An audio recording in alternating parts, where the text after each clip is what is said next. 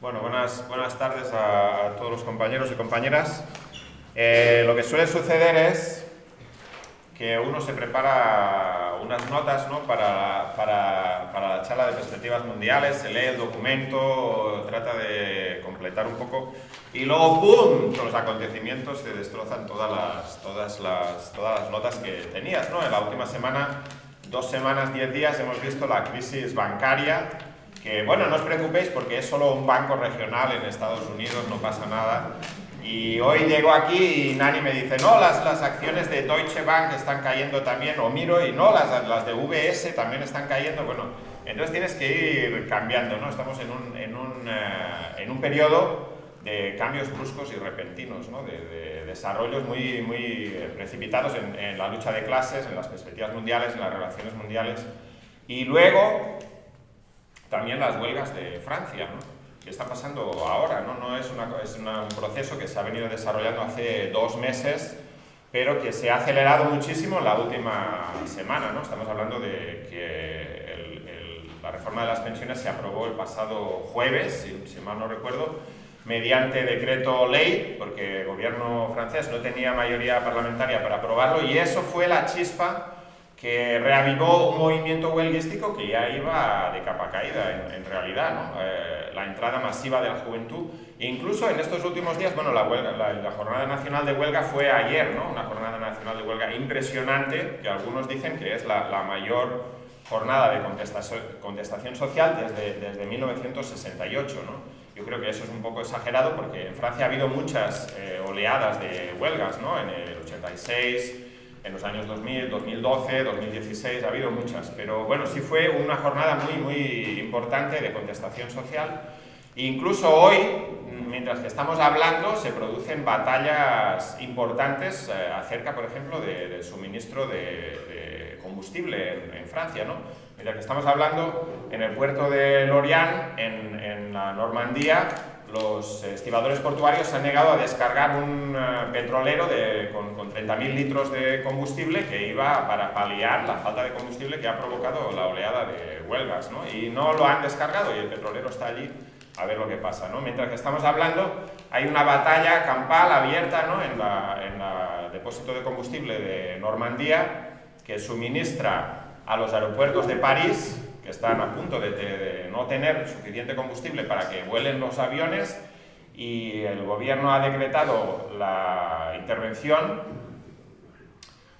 una figura legal que existe en Francia que se llama la requisición, ¿no? Por motivos de defensa de seguridad nacional se pueden intervenir trabajadores e instalaciones. En este caso la policía ha ido a las casas de los trabajadores, 4 trabajadores por turno, les ha cogido de su casa, se los ha llevado para la fábrica, pero claro, durante 2 o 3 días las instalaciones estaban totalmente bloqueadas por decenas de piquetes de esas fábricas y fábricas de alrededor, ¿no?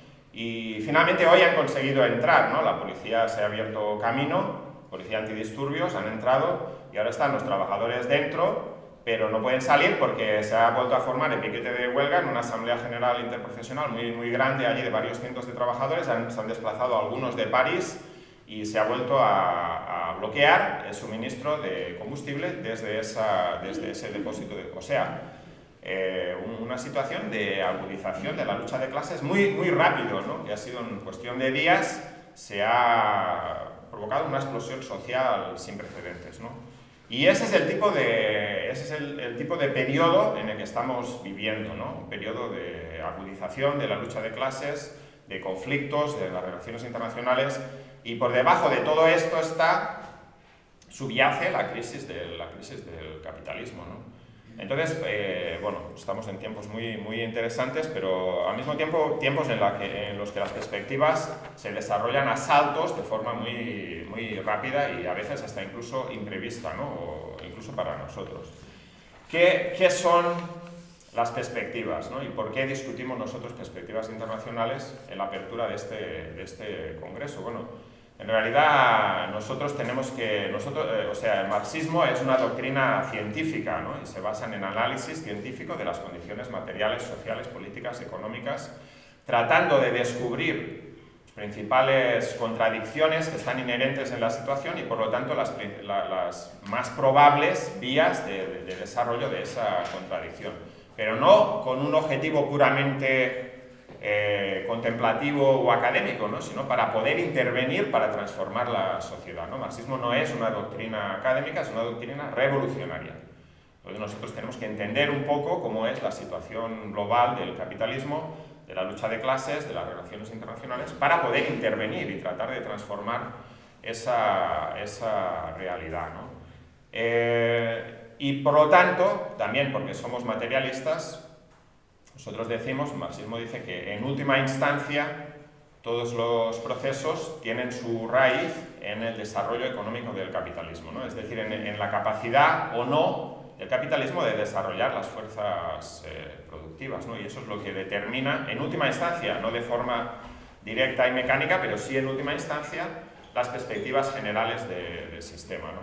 Es decir, durante el periodo prolongado después de la Segunda Guerra Mundial, desde 1948 hasta 1973, hubo un boom económico enorme del capitalismo, un desarrollo de las fuerzas productivas, la introducción de nuevas técnicas, tecnologías y procesos productivos que permitió un crecimiento global del capitalismo. Y eso fue la base para la concesión de reformas muy importantes, ¿no? Todo lo que conocemos en los países capitalistas avanzados como el estado del bienestar se generó en ese momento, y eso era la base también material para la dominación de la ideología del reformismo durante un periodo muy largo de tiempo. De hecho, la idea de que se pueden ir mejorando las condiciones de vida mediante reformas poco a poco tenía una correspondencia con la realidad, ¿no? En realidad se estaban mejorando las condiciones de vida. Ahora vivimos en una época totalmente diferente, eso es importante entenderlo, ¿no? Vivimos en una época de crisis del capitalismo en el que no es que el capitalismo no pueda conceder reformas, sino que todas las reformas que se concedieron en un periodo prolongado de tiempo se están revirtiendo. ¿Por qué los trabajadores, por qué hay este movimiento de huelguístico tan importante en Francia? O sea, ¿cuál es la chispa que ha desatado este movimiento? Hay causas más profundas, ¿no? Pero la chispa que ha desatado este movimiento es el intento del gobierno francés de aumentar la edad de jubilación de 62 a 64 años. No solamente eso, claro, algunos pueden pensar, bueno, pero entonces este sistema de jubilación en Francia que tienen es de puta madre, ¿no? Por utilizar una expresión castiza, pero no es tan así tampoco, porque uno tiene que trabajar 43 años para poder jubilarse a esa edad con la jubilación plena, o sea, tampoco es que en Francia están tan bien las cosas. Pero en cualquier caso, y si uno cuenta, pues veo por ahí a unos compañeros contando con los dedos, si uno cuenta 43 años hasta 62, muy poca gente tiene esa cotización completa, ¿no?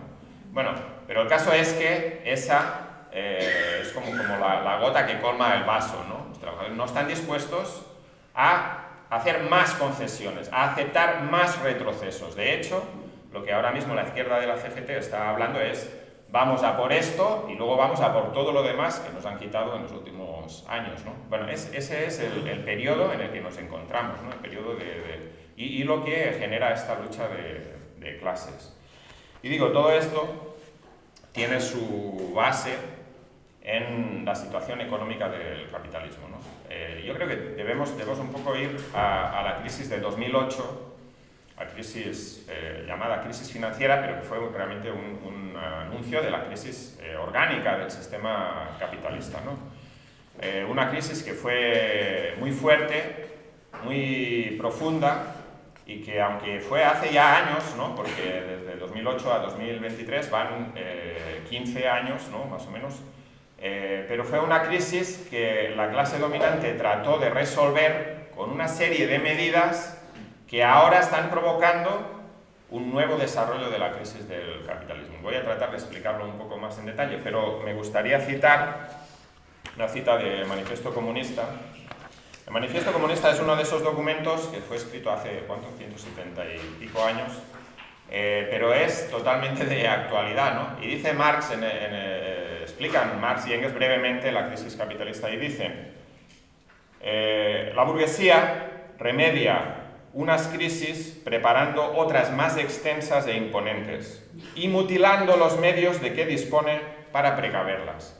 Y eso es exactamente lo que pasó después de 2008. ¿Cuál es la política económica que la burguesía aplicó después de 2008? Fue la política de bajada de los tipos de interés y de expansión monetaria, es decir, de inyectar enormes cantidades de dinero en la economía. ¿Con qué objetivo? Con el objetivo de que la crisis bancaria no provocara una explosión social, que de hecho la hubo, ¿no? Porque la crisis bancaria, si recordamos, crisis bancaria la pagamos todos, o sea, la pagó la clase trabajadora mediante las medidas de austeridad, y vimos movimientos muy fuertes contra la austeridad en todo ese periodo. Pero la idea era salvar el sistema capitalista inyectando enorme cantidad de liquidez. Y eso provocó una serie de factores como consecuencia, ¿no? El aumento de la deuda estatal, el aumento de la deuda de las familias, de las empresas, que ahora está a niveles mucho mayores que estaba antes de la crisis de 2008. Pero además, esa inyección de enorme cantidad de dinero en la economía, en una economía que estaba más o menos estancada, provocó el aumento de la inflación. El aumento de la inflación no es porque Putin invadió Ucrania. Putin no es el responsable de la inflación. Aunque obviamente la invasión de Ucrania tuvo un impacto sobre los precios de la energía, no se duda eso, ¿no? Pero la presión inflacionaria existía ya de antes en la economía. Hasta tal punto que ahora están bajando los precios de la energía y la inflación sigue alta, ¿no? Por ejemplo, la última cifra de inflación de Gran Bretaña es del 10,5%, cuando ellos pensaban que ya estaba bajando, ¿no?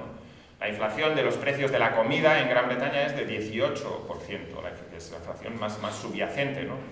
Entonces, tienen un problema grave, ¿no? Un problema que lo ha creado ¿quién? Lo han creado las políticas que ellos aplicaron anteriormente para impedir la profundización de la anterior crisis. Ese es el motivo. Eso es de ABC. Si tú tienes una economía que no crece, no se producen más bienes ni más servicios, y sin embargo tú tienes un aumento grande de la masa monetaria circulante, la misma cantidad de productos se refleja en una cantidad más grande de dinero, ese dinero vale menos. En este caso vale la inflación que estamos teniendo, inflación sin precedentes, ¿no? En el caso de Gran Bretaña, por ejemplo, hay que remontarse 41 años para tener una inflación tan alta, ¿no? En otros países, pues 30, 20 años, etc., ¿no? Y ese es el motivo de la crisis actual. En un momento en que en realidad, si miramos las cifras, el capitalismo todavía no se había recuperado de la crisis de 2008. Si tú ves, por ejemplo, el nivel del Producto Interior Bruto de la Unión Europea desde 2008 hasta ahora, apenas ha alcanzado el nivel de 2008, ¿no? El nivel anterior a la crisis anterior. Ahora lo había alcanzado, ha subido ya un poco, pero bueno, está más o menos a la par de lo que estaba en aquel entonces. En Estados Unidos es un poco diferente, porque sí ha habido un poco más de crecimiento, ¿no? Pero bueno, digo, en general se puede decir que no habíamos salido todavía del impacto de la anterior crisis y nos estamos metiendo en otro ciclo recesivo, ¿no? Y esta política que ahora han aplicado para atajar el aumento de la inflación, que es el aumento súbito y repentino de los tipos de interés, que durante 10 años estuvieron en 0, o en el caso de la Unión Europea en menos 0,5, si podemos imaginarnos algo así. Es decir, tú tomas dinero prestado, no tú, ¿no? Como consumidor individual te van a cobrar otro precio, pero si tú eres un banco y vas al Banco Central, tomas dinero prestado, te devuelven menos, al cabo de 2 años, 5 o lo que sea, te devuelven menos de lo que has prestado. Y sin embargo, o sea, eso era algo, o sea, más bien al revés, ¿no? El Banco Central te presta dinero, tienes que pagar menos de lo que te han prestado. Eso significa que hay un montón de dinero en la economía, pero en la medida que hay una crisis orgánica del capitalismo, no hay terrenos de inversión productiva donde ese dinero pueda ir. Es decir, yo soy un empresario, me dan dinero gratis, pero no lo voy a invertir en construir una fábrica de acero si no hay demanda de acero, ¿no? Entonces, ¿lo voy a meter dónde? Bueno, en comprar la deuda de mi empresa, en invertirlo en la bolsa de valores, que ha estado creciendo, meterlo en criptomonedas, que nadie entiende, pero que han estado subiendo hasta que han bajado, o meterlo en otras cosas todavía más divertidas, ¿no? Como los NFTs, que no sé, ni siquiera cómo se dicen en español, pero no hace falta saberlo porque nadie entiende lo que es, ¿no? Es decir, tú estás pagando por la compra de una serie de números que representan una obra de arte, o no sé exactamente, bueno, pero el caso es que eso lo puedes vender y te pagan más, y entonces lo vendes y sigue subiendo, ¿no? Hasta que también baja. Es decir, la especulación financiera que acompaña a cada ciclo alcista del capitalismo es una muestra del parasitismo del sistema, ¿no? Es decir, que desde el punto de vista de los capitalistas es más rentable invertir en especulación, es decir, tratar de hacer dinero sobre la base del dinero sin pasar por la producción de mercancías, que invertir en una actividad productiva que tiene un riesgo de que no sabes si vas a poder vender esos... Porque no hay un mercado. ¿Por qué no hay un mercado? Porque las familias están totalmente endeudadas, ¿no? Y la economía no termina de salir de ese estancamiento. Esa es la situación general. ¿Qué tiene eso que ver con la crisis bancaria que hemos visto en los últimos 10 días, dos semanas, ¿no? Bueno, cayeron dos bancos han quebrado, ¿no? En principio, bueno, varios bancos, yo creo que en total son 4 bancos, ¿no? 3 en Estados Unidos, Credit Suisse en Suiza. El primer banco más o menos importante que cayó fue el banco de Silicon Valley, ¿no? Y entonces nos dijeron, bueno, este es un banco regional, ¿no? No tiene mucho interés, pero bueno, de todas formas era el 16º banco más grande de Estados Unidos, tampoco es un banco tan pequeño, ¿no? Pero, ¿por qué cayó Silicon Valley Bank? Bueno, pues por varios motivos, ¿no? Uno, ya habéis leído que el sector de empresas de tecnología está en dificultades en el último periodo. Ese es un sector también muy especulativo, ¿no? Porque realmente, si tú montas una empresa nueva de tecnología que lo que hace es desarrollar eso lo decía en el Financial Times, riéndose casi de eso, ¿no? Pero es irónico. Una empresa de tecnología que le dan, no sé, 10, 20, 100 millones de préstamo del banco para crear un filtro de Instagram que convierte un perro en un gato, ¿no? O una persona en un conejo, entonces eso no tiene mucha relación con la economía real, ¿no? Bueno, estas empresas han entrado en dificultades en el último periodo y ha habido despidos masivos en todas ellas, ¿no? En Apple, Google, Meta, como se llame ahora, etcétera, etcétera, ¿no? Porque no tiene una relación con nada productivo, ¿no? El modelo de negocios de estas empresas es bastante etéreo, ¿no? Por así decirlo. Y entonces estas empresas, claro, este banco se llama Silicon Valley, ¿no? Es decir, estaba allí justamente en San Francisco, donde están todas las empresas de tecnología. Algunas de estas empresas empezaron a entrar en dificultades y retiraron sus depósitos que estaban depositados en estos bancos, en este banco en particular, ¿no? Es decir, para poder pagar a sus acreedores, para poder pagar a sus trabajadores, etcétera, etcétera, ¿no? Y entonces este banco se dio cuenta de que no tenían dinero líquido, ¿no? Empezaron a tener un problema de liquidez. Y entonces se dieron cuenta que después de la crisis del 2008, cuando dijeron, esto no va a pasar nunca más, no va a haber otra crisis bancaria, hemos aprendido las lecciones, vamos a poner una serie de regulaciones, una de las cosas que hicieron fue obligar a los bancos a tener una mayor cantidad de su capital invertido en bonos del tesoro, ¿no? Porque los bonos del tesoro, es decir, la deuda pública, son activos seguros, ¿no? No son activos que, a no ser que un Estado vaya a quebrar, pero en el caso de Estados Unidos es bastante improbable que ese Estado quiebre, ¿no? Entonces, las empresas, los bancos, compraron gran cantidad de bonos del tesoro, y esos bonos del tesoro estaban a tipo de interés 0 o 1, ¿no? Pero eso no es un problema, porque si tú compras esos bonos del tesoro, al cabo de 2 años sabes que vas a tener el mismo dinero, no vas a perder tu dinero. Claro, el problema es cuando los bonos del tesoro empiezan a subir los tipos de interés, y los bonos del tesoro que se están vendiendo ahora no son del 0%, sino son del 4%, del 5%, del 5,25%, del 6%, etcétera, etcétera, ¿no? Entonces, cuando tú tratas de convertir esos bonos a 5 años en liquidez ahora, nadie los va a comprar. Porque ¿quién va a comprar hoy un bono del tesoro que te da 0% cuando puedes comprar un bono del Tesoro que te da 4%, ¿no? Entonces esos bonos del Tesoro valen menos de lo que valían cuando los compraste. Entonces ya estás perdiendo dinero por la necesidad que tienes de convertirlos en liquidez.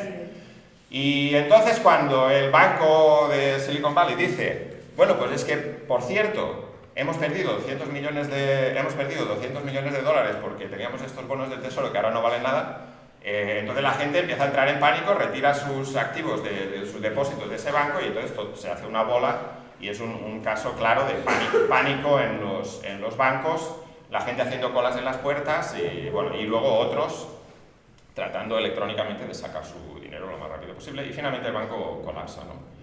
Ese es el caso del banco de Silicon Valley. El caso de Credit Suisse es un poco particular, ¿no? Porque ese Credit Suisse, bueno, es un poco complicado de explicar, no voy a entrar en todos los detalles, pero hubo un momento en el que hubo una serie de revelaciones acerca de los negocios oscuros de los bancos suizos y lo que pasó fue que estos bancos, después de 2008, perdieron gran parte de sus intereses, bancos suizos, particularmente Credit Suisse, perdieron gran parte de su cartera en Estados Unidos y entonces decidieron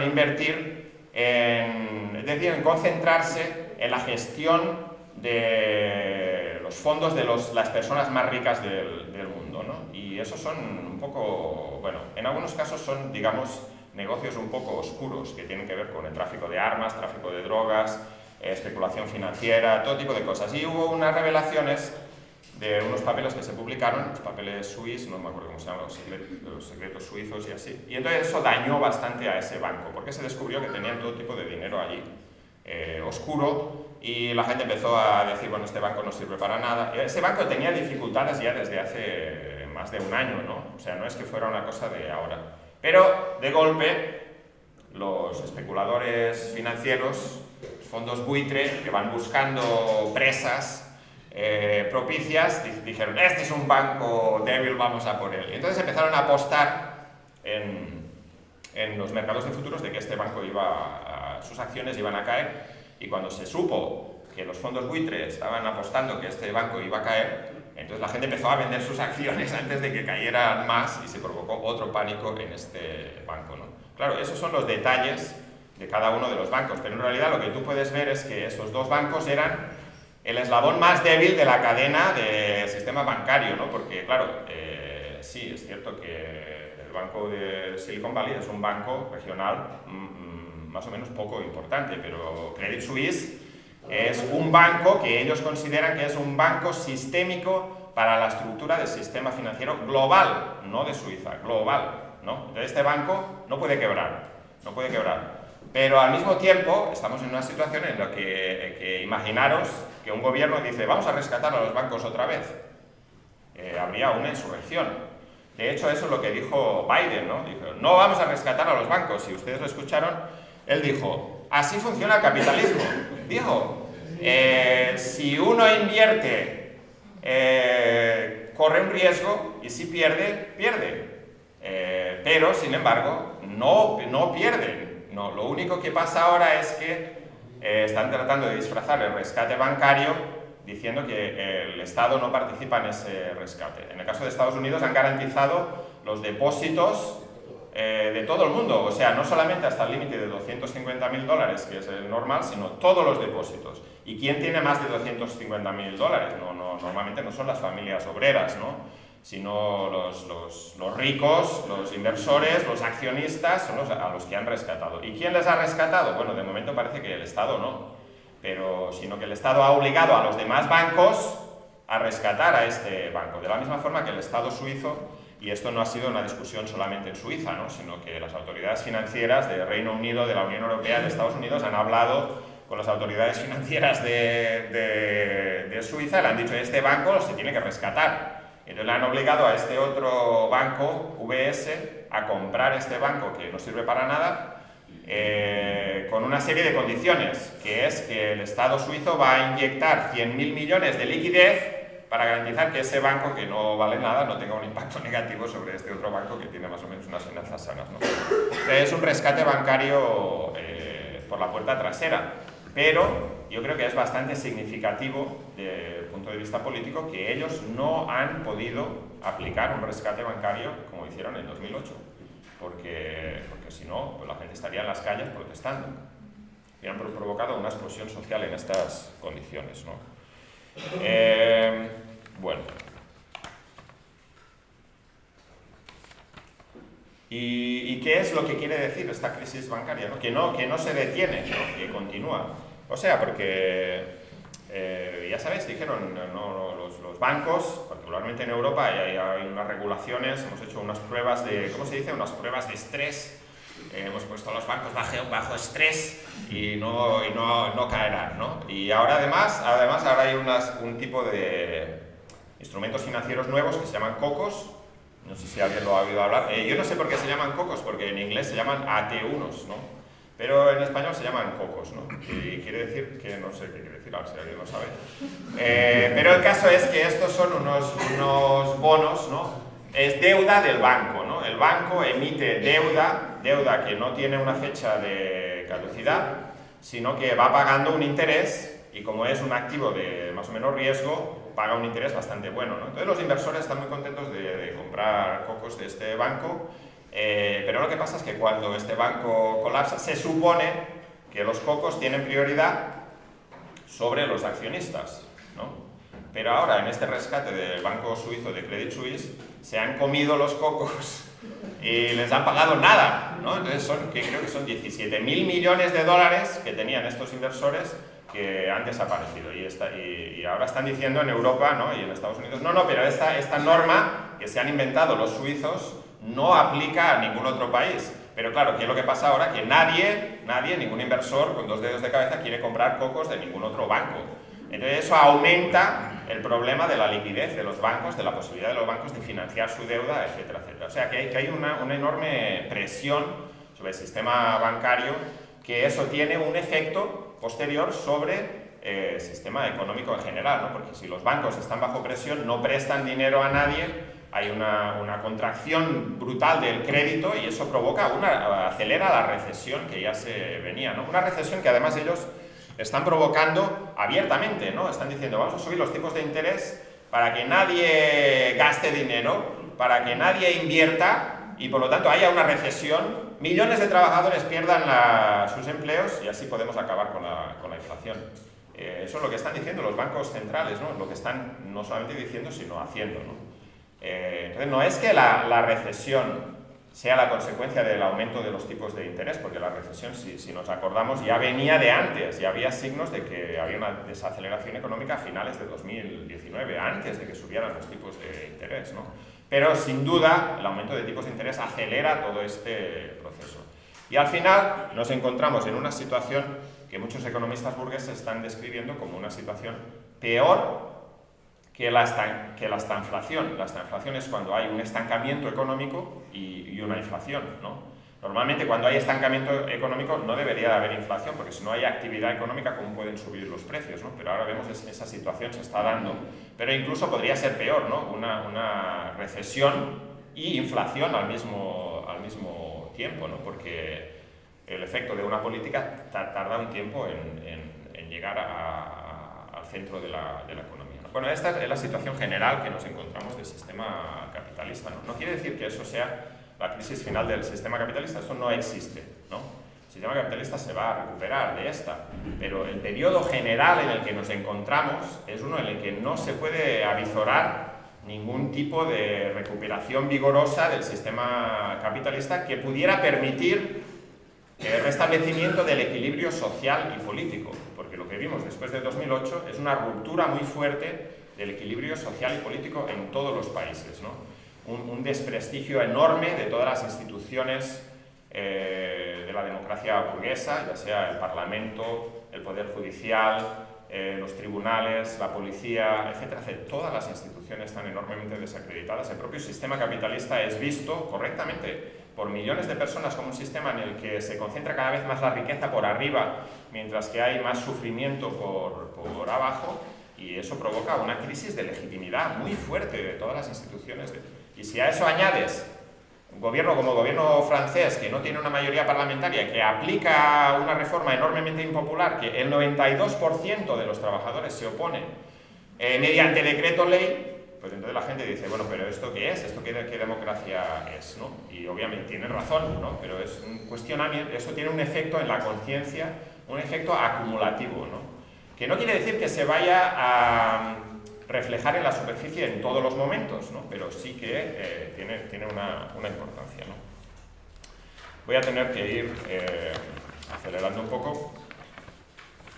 Me gustaría hablar también un poco, aunque sea brevemente, no voy a poder entrar mucho, pero en la cuestión del efecto que tiene todo esto sobre las relaciones internacionales, ¿no? Y tenemos que tener también una mirada a largo plazo de esta cuestión. Después de la caída de la Unión Soviética, de que muchos no se acordarán, o no lo vivieron, porque eso fue ya hace, ¿cuánto? 30 años, ¿no?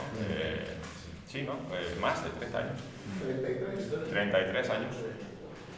Después de la Unión Soviética se dijo, bueno, ahora lo que vamos a ver es el dividendo de la paz.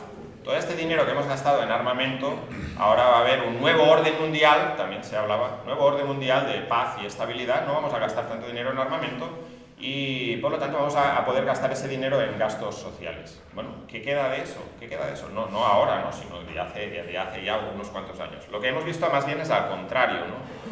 Un resquebrajamiento del orden mundial, el fortalecimiento de los bloques comerciales y políticos, económicos, geoestratégicos, y por lo tanto un aumento grande de la conflictividad.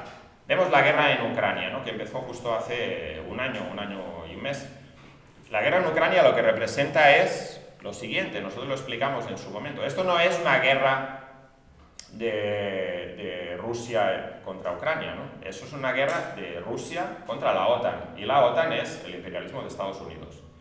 Es decir, durante 30 años la OTAN fue avanzando hacia el este, a pesar de que habían prometido a los rusos que eso no iba a suceder, fueron avanzando, instalando bases militares, misiles nucleares, retirándose del acuerdo de misiles interbalísticos de medio alcance, etcétera, etcétera, rodeando a Rusia. Y Rusia, durante mucho tiempo, Rusia tenía un gobierno que quería participar de este nuevo orden mundial como amigo, ¿no? Se habló incluso de la entrada de Rusia en la OTAN en algún momento, y Yeltsin era parte de eso. Pero llega un momento en que Rusia dice, bueno, basta, ya nos habéis empujado bastante, hasta aquí y no vamos más, ¿no? Y entonces empieza a responder, por lo menos en lo que es su zona más cercana, ¿no? Vimos la guerra de Georgia, que fue en 2008, si no me acuerdo mal. Vimos la guerra de Siria, donde si no fuera por la intervención de Rusia, Assad hubiera caído, eso fue en 2014, por allí, y todos los años que siguieron. Y ahora vimos la cuestión de Crimea en 2014. Claro, ahí se mezclan otros factores también, ¿no? Una guerra civil dentro de Ucrania y todo esto, pero estamos hablando ahora de las relaciones internacionales, ¿no? Para entender esta parte. Y finalmente Rusia dijo, mira, hasta aquí y no más, no vamos a permitir, queremos una garantía de que Ucrania no va a entrar en la OTAN, ¿no? Y queremos una garantía de que Ucrania no va a ser una amenaza militar para Rusia. Y como no le dieron la garantía, bueno, de hecho yo personalmente pensaba que la guerra no iba a suceder, ¿no? En el sentido de que Estados Unidos ya había dicho, Ucrania nunca va a entrar en la OTAN, ¿no? Lo habían dicho. Y nosotros no vamos a enviar tropas a esa guerra. Por lo tanto, la consecuencia lógica era, pues vamos a llegar a algún tipo de acuerdo con Rusia, ¿no? Pero en lugar de eso, ellos, de una forma totalmente irresponsable o sin calcular bien las consecuencias, dijeron no vamos a hacer ninguna concesión más, y entonces pues Putin no le quedó más remedio que invadir ese país, ¿no? Entonces esto es una guerra interimperialista, pero tenemos que tener cuidado de que las dos potencias imperialistas que están implicadas en esta guerra no son exactamente iguales, ¿no? Estados Unidos es la potencia imperialista más poderosa y más reaccionaria del mundo. Su gasto militar es mayor que el gasto militar combinado de las 10 potencias que le siguen. Y Rusia es una potencia imperialista, ¿no? Que tiene ambiciones imperialistas, pero a nivel regional. Es una potencia imperialista, además, un poco particular, ¿no? Por la composición de su economía, pero que tiene un factor que le hace un poco que pueda, como se dice en inglés, boxear por encima de su peso, ¿no? Que es que tiene armas nucleares y tiene un complejo militar industrial que ha heredado de la Unión Soviética, y que ha gastado bastante dinero en desarrollar en el último tiempo, ¿no? Tienen algunos tipos de armamento que son iguales o superiores a algunos armamentos que tiene el imperialismo occidental, como por ejemplo estos misiles hipersónicos y otras cosas que han estado probando últimamente, ¿no? Entonces este es el carácter real de esta guerra, ¿no? Esto no lo vamos a olvidar, ¿no? Esto no es una guerra por la defensa de un mundo basado en las reglas y la soberanía nacional de los países y todo esto, no tiene, eso es la propaganda, ¿no? La propaganda. Y entonces esta guerra lo que ha provocado son varias cosas, ¿no? En primer lugar, por parte de Estados Unidos era un intento también de romper la relación y la dependencia de Europa respecto de Rusia en el tema energético, ¿no? Y ahí vemos que casualmente hubo una explosión en este gasoducto de Nord Stream hace unos meses, ¿no? En el mes de, ¿cuándo fue? ¿Septiembre o octubre por ahí? Y realmente, claro, con todas las sanciones y todo lo demás, Alemania ha roto su dependencia de suministro de gas y energético de Rusia. Veremos si eso se restablece o no, porque claro, no hay unas alternativas fáciles a esa cuestión. Pero por ahora, Estados Unidos ha conseguido uno de sus objetivos. El otro impacto, el otro efecto que ha tenido eso es empujar a Rusia mucho más cerca, a una alianza mucho más cercana con China, como lo hemos visto en los últimos días. Independientemente de que Pedro Sánchez vaya a visitar a Xi Jinping, Xi Jinping sabe dónde se cuecen las habas y sabe qué intereses tiene. Por cierto, que Xi Jinping China no tiene un interés en romper con Europa. Por eso China trata de mantener su aliado, que es Rusia, pero al mismo tiempo tener una puerta abierta a las negociaciones, haciendo un acercamiento a Europa, ¿no? Y las relaciones de Europa y Estados Unidos no son todo lo buenas que aparentan, ¿no? Ellos tienen reuniones, hacen declaraciones conjuntas, sale este lunático Stoltenberg, que es el secretario general de la OTAN, y dice estamos todos unidos, y Borrell, que habla de nuestro viejo amigo Josep Borrell, que habla de ¿cómo es? El jardín cuidado de Europa ante esa selva extranjera. Perdón. Pero en realidad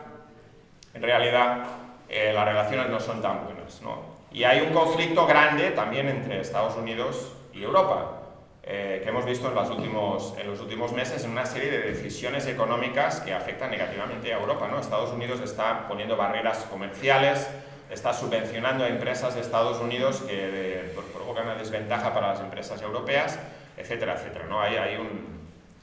La política de Trump, que no es solamente de Trump, de América primero, quiere decir todos los demás últimos, ¿no? Es decir, en una situación de crisis del capitalismo, cada potencia capitalista trata de exportar sus problemas a los demás, ¿no?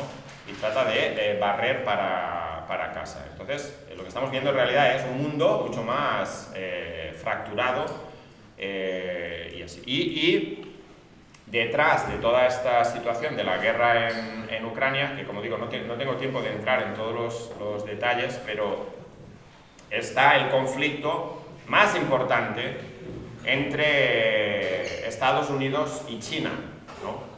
Porque como digo, Rusia es una potencia regional, más o menos de tamaño moderado, pero China es una potencia mucho más fuerte, ¿no? Que está desafiando, es una potencia emergente, que también es una potencia imperialista, no hay ninguna duda de eso, ¿no? La relación que tiene, por ejemplo, China con los países africanos es una relación de imperialismo clásico.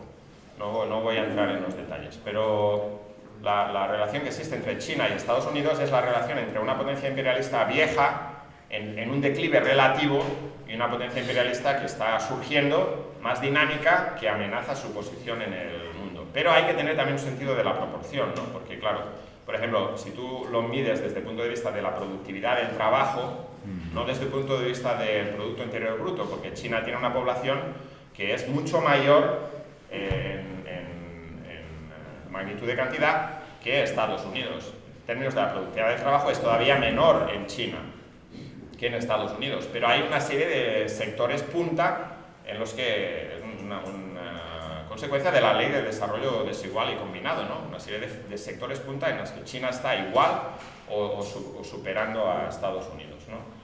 El problema es que China está llegando a los límites de su modelo de desarrollo actual, ¿no?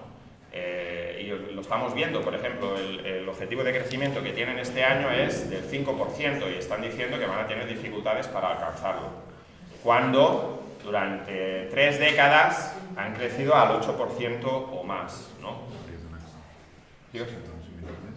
Sí. Bueno, en realidad, esta es la situación de...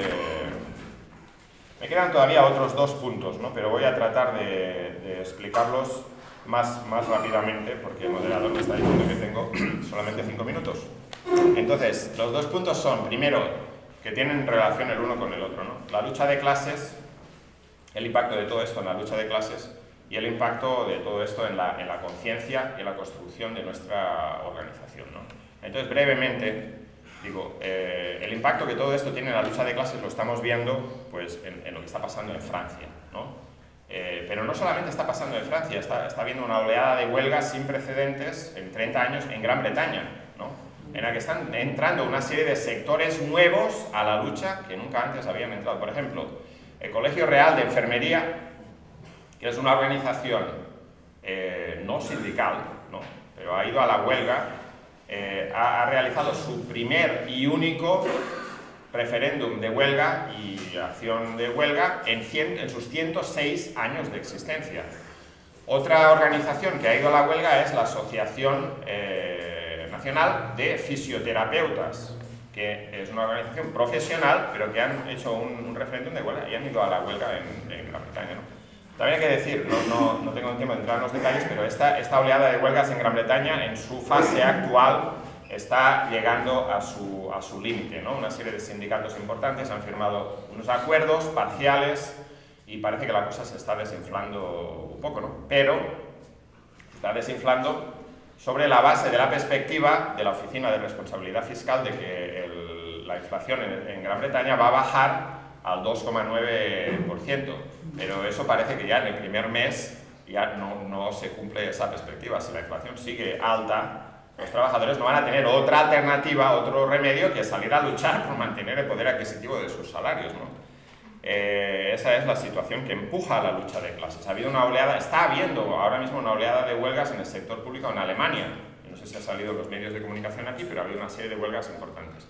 En Grecia, un factor accidental, como es un accidente de tren, causado por la privatización, ha provocado 2 huelgas generales, movilizaciones masivas, y ha obligado al gobierno a adelantar las elecciones un mes, o las elecciones generales que iban a ser en junio van a ser en mayo. Este gobierno está terminado, ¿no? Entonces es una situación general de este tipo, ¿no?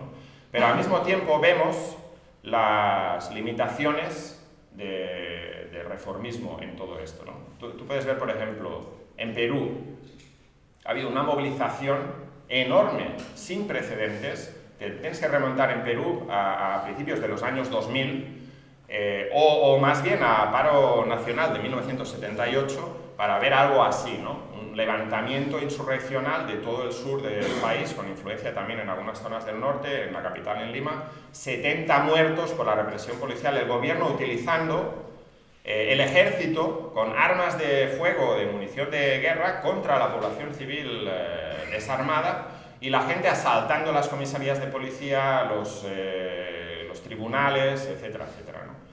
Pero eso no es nuevo. Ya lo hemos visto en 2019 en Ecuador, lo hemos visto otra vez en Ecuador en el año pasado, lo hemos visto en Colombia con el paro nacional, lo hemos visto en Chile en 2019, y todos estos movimientos tienen la misma característica, un carácter espontáneo, de cuestionamiento de todo el sistema burgués, carácter insurreccional que alcanzan en algunos momentos. El gobierno está contra las cuerdas, pero finalmente falta el factor decisivo, que es la dirección revolucionaria que pueda resolver lo que está planteado, porque lo que está planteado es quién gobierna aquí, los trabajadores, campesinos, indígenas, el pueblo en la calle, o el gobierno que está contra las cuerdas, ¿no? Y como nadie es capaz de dar una resolución de ese problema a favor de la clase obrera, finalmente se recompone, aunque sea de forma tenue o débil, ¿no? el equilibrio burgués, pero no de una forma decisiva, ni mucho menos. Ahora, por ejemplo, las movilizaciones en Perú han terminado en esta fase, pero el rechazo del gobierno, sí, el rechazo al gobierno de Dina Boluarte sigue siendo del 80%, el rechazo al Congreso sigue siendo del 95% o una cosa así. No hay un restablecimiento de la legitimidad de ese gobierno y puede estallar en cualquier momento. Pero ese factor es decisivo. Y eso no es solamente en Perú, en Chile o en Colombia, eso es lo que está pasando ahora mismo en Francia. El momento que hemos alcanzado en Francia es donde la gente se cuestiona quién gobierna aquí, ¿no? El gobierno, Macron, ha dicho, ustedes son, ¿cómo dijo?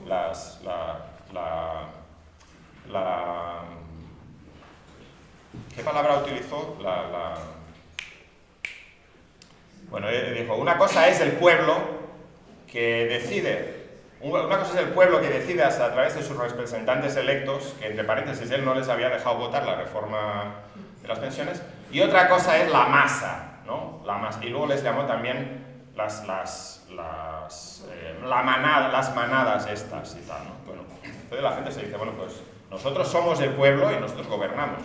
Y este gobierno impopular, que solamente puede gobernar mediante la represión, ¿quién gobierna aquí? ¿No? Ya no es una cosa solamente de las pensiones, es una cosa del gobierno de Macron.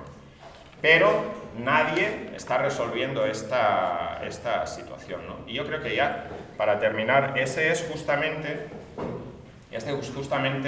el carácter central de esta época, ¿no? Una crisis del capitalismo que tiene sus alzas y sus bajas, pero sobre todo el enorme poder de la clase trabajadora, por ejemplo, que se refleja en estas movilizaciones en Francia, no solamente el poder de la clase trabajadora, que está enormemente fortalecida respecto, por ejemplo, de los años 30. En todos los países europeos había una pequeña burguesía muy amplia, un campesinado reaccionario muy amplio, etcétera, etcétera. La clase obrera está muy fortalecida respecto de entonces, pero sin embargo no tiene una dirección revolucionaria que pueda resolver esta contradicción. La burguesía está débil, no puede imponer su dominación sobre la clase obrera de la misma forma que podía antes, pero tampoco puede aplastar a la clase trabajadora como pudo en los años 30. En los años 30 esta dilema se resolvió en un periodo corto de tiempo, ¿no? Procesos revolucionarios duran 2-3 años. En los años 30, pongamos desde 1929 hasta 1936, aproximadamente 37, una serie de movimientos en Europa. Finalmente el fascismo, la burguesía recurrió al fascismo en toda una serie de países y aplastó a la clase trabajadora, perdón. Pero eso no es así ahora, porque la clase obrera es mucho más fuerte y aunque algunos aúllan sobre el peligro del fascismo, dicen, Trump llega al poder en Estados Unidos, es el fascismo, o Bolsonaro llega al poder, es el fascismo, Le Pen pasa la segunda vuelta, es el fascismo. ¿Qué fascismo hay en Francia? Entre paréntesis, en Francia podría ser que las próximas elecciones las gane Le Pen, pero eso no sería el fascismo, ni mucho menos. ¿Pero por qué? Por el colapso del centro. El colapso del centro, que es Macron, que es el intento de aplicar estas políticas que no tienen ninguna legitimidad social. ¿No? Y veo una enorme polarización a la izquierda, pero también hacia la derecha. Pero vamos a ver, ¿quién, para ser serios, ¿no? ¿Quién ha visto nunca un fascista que llega al poder, como por ejemplo Bolsonaro en Brasil, y es derrotado por unas elecciones democráticas? No tiene ni pies ni cabeza, ¿no? Entonces ese no es el peligro que hay ahora. Es cierto, hay un aumento de la extrema derecha y eso es algo peligroso, es peligroso. Porque al calor de estos movimientos de extrema derecha parlamentarios, las bandas fascistas, que aunque no son muy fuertes, pero se organizan, se envalentonan y pueden actuar, ¿no? Mucho más libremente. No es que sea algo a despreciar, esos son políticos totalmente reaccionarios, que nosotros nos oponemos, pero hay que tener un sentido de la proporción. El gobierno de Bolsonaro era un gobierno enormemente débil. El gobierno de Trump, aunque de una forma totalmente distorsionada, reflejaba el rechazo de las instituciones de la democracia burguesa podrida en Estados Unidos, ¿no? Que se puede salir por la derecha, pero puede salir también por la izquierda, ¿no? Y con esto termino. Hay una nueva generación ahora, ¿no? La nueva generación de gente joven que no vivió la anterior crisis de 2008 y las consecuencias que esa crisis tuvo, ¿no? Esa crisis, si nos acordamos, tuvo primer impacto, ¿no? 2008, rescate bancario, todo esto. Luego, en 2011, a nivel internacional, 2011, los grandes movimientos contra la austeridad, los indignados, la Plaza Sintagma, la Revolución Árabe en Estados Unidos, etcétera, etcétera. Y luego la expresión política de eso en una serie de movimientos a la izquierda, aparentemente, de la socialdemocracia, como Syriza, Podemos, Corbyn, Mélenchon, Sanders, que en un momento determinado llegaron también a sus límites, ¿no? La traición de Syriza en 2015, la incorporación de Podemos como subalterno del gobierno de Pedro Sánchez en España, la capitulación de Sanders, la salida de Corbyn de la dirección del Partido Laborista en Gran Bretaña, etcétera, etcétera, ¿no? Pero ahora hay una generación que o ha visto los últimos coletazos de eso, o ha surgido a la actividad política ahora, ¿no? Ahora, con la guerra de Ucrania, con la nueva crisis que se avecina, con la crisis del coste de la vida, y esta gente, en mi opinión, tienen una actitud mucho más radical, ¿no? Hay una atracción por la idea del comunismo. Lo más radical es lo que más atrae. En una encuesta de opinión reciente del Instituto Fraser, un instituto conservador de Canadá, preguntaban a los jóvenes de varios países qué tipo de economía les parecería mejor. Y en Gran Bretaña, el 29% de la juventud decía que preferían una economía comunista. Yo no sé exactamente qué es lo que entienden por una economía comunista, ¿no? Pero de todas las opciones que había, era la más radical, ¿no? Porque preguntaban también una economía socialista, una economía capitalista, una economía fascista, una economía comunista. Y el 30% de los jóvenes, 29% en Gran Bretaña, decían una economía comunista. En Gran Bretaña, que es un país con muy pocas tradiciones comunistas, ¿no? Pero comunista, eso quiere decir, más o menos, lo hemos calculado, nos llamó bastante la atención cuánto esto representa. 4,8 millones de jóvenes en Gran Bretaña que piensan que lo mejor sería una economía comunista. Bueno, pues ahí está mucha tela por cortar, ¿no? Ahí es donde nosotros nos orientamos. El hecho del surgimiento del movimiento socialista aquí en el Estado español, pero principalmente en el País Vasco, es un reflejo de eso. Porque con toda la confusión, ¿no? Y las debilidades y las limitaciones que tiene las ideas que ellos plantean, que en algunos casos son ultraizquierdistas, pero ¿qué es lo que reflejan sobre todo? Mira, todo esto que vino antes, ¿no? Podemos, Bildu, todo esto es la socialdemocracia, que se ha enquistado en el aparato del Estado burgués. No queremos nada de eso, lo que nosotros queremos es comunismo, ¿no? Y queremos transformar la sociedad aquí y ahora. No vamos a ir por las instituciones que están podridas, ni por los sindicatos que son reformistas, etcétera, etcétera. Y eso es un sentimiento con el que nosotros tenemos que conectar y que existe no solamente, bueno, en cada país tiene sus circunstancias locales y particulares, ¿no? Pero que no existe solamente aquí. Los compañeros en Alemania nos estaban diciendo que hay grupos en un montón de ciudades y ciudades medianas, hay grupos de estudiantes de secundaria que se juntan y forman asociaciones revolucionarias, buscan las ideas del comunismo, buscan las ideas del trotskismo, lo más radical que les parece, ahí se orientan.